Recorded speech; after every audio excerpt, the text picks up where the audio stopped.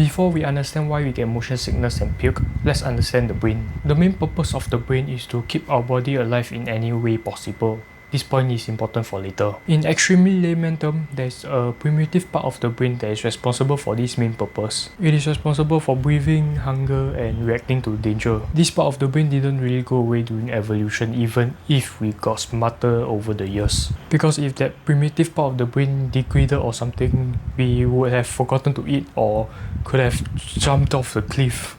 This part of the brain is referred to as reptile brain in this book called The Idiot Brain by Dean Burnett. There's also another part of the brain called the neocortex where all the fun or the advanced abilities such as consciousness, such as awareness, and the ability to reason come from. Neo in neocortex means new because it is the latest part of the brain tissue that is developed. These two parts of the brain work together in all situations, which is important in today's discussion.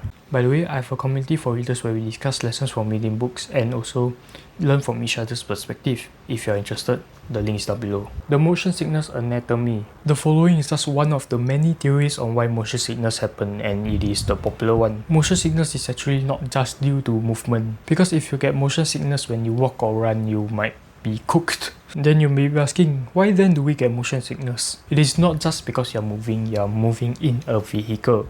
Why does this then give you motion sickness? Good question. Your brain is always trying to find out what is happening right now using three systems. The first is the body. We are constantly aware of where your limbs are because of the sensors in your muscles, your joints, and your ligaments. This is how you know your arms are raised even if your eyes are closed. Second, your inner ear. Inside your ears, there are tiny fluid-filled tubes that detect balance and movement. The tubes are not fully filled, which allows the fluid to move around in response to gravity.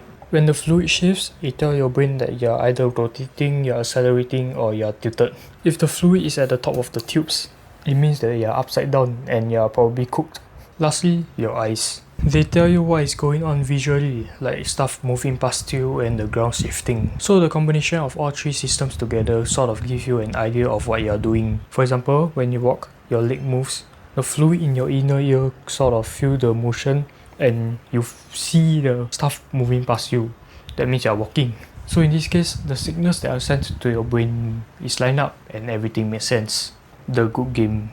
However, if you are in a car, you are sitting on a comfortable seat, you are scrolling through TikTok or doom scrolling YouTube. Your body says not moving because you're seated down, and on top of that, your eyes are saying you are not moving because of that damn phone. You are not seeing the things that are moving past you, which usually means that you are moving. But the fluids in your inner ear are sloshing around because the car is moving, the car is turning, the car is accelerating and stopping. So it is telling you that you are traveling. Now, all three signals that you are receiving are not aligned, and two of them are telling you that you are not moving, and one of them is telling you that you are moving. Then now your brain is confused which one is correct. The good news is that the neocortex is able to handle the confusion. It's like, chill bro, you're in a car, don't worry man. But bad news, your subconscious reptile brain don't know how to handle this, and it have zero clue on what is happening. And in nature, the only thing that produces this kind of confusion is poison. So, because you're in nature, your brain will just want to get rid of that perceived poison, and in the end, you vomit. Although the neocortex part of the brain knows better, it takes more effort for the primitive part of the brain to change if it is already working.